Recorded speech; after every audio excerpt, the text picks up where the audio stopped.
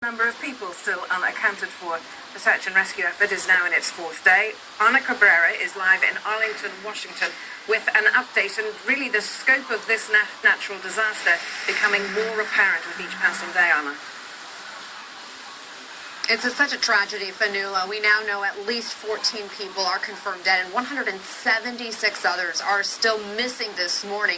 The landslide itself is just a couple of miles up the road from where we are, but officials aren't letting us anywhere close because they say it's still such a dangerous area with muddy debris 15 feet deep or higher in some cases, said to be like quicksand, and so even rescuers are having to be rescued.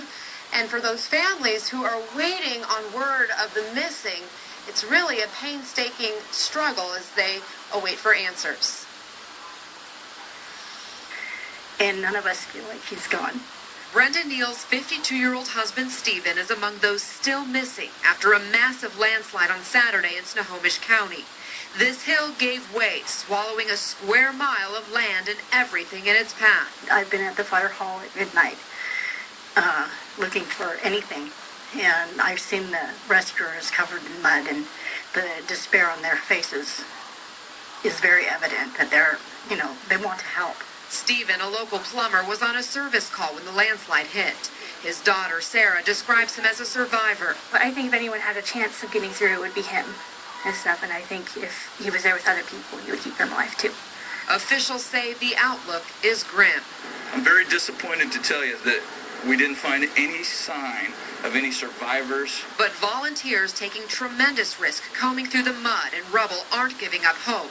We just heard this morning that another dog got rescued, and so if they're still finding dogs alive, why can't we be finding people? 3 days ago, first responders saved this 4-year-old boy, taking this photo moments after pulling him from the mud. So they brought him to us in the ambulance. I took all his clothes off because he was freezing, wrapped him up and held him and told him I was a grandma, and couldn't find the rest of his family.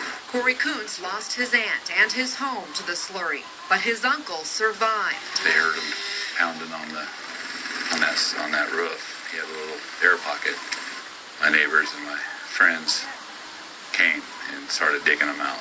He and neighbors have formed their own search crew in the hopes that more will be found alive.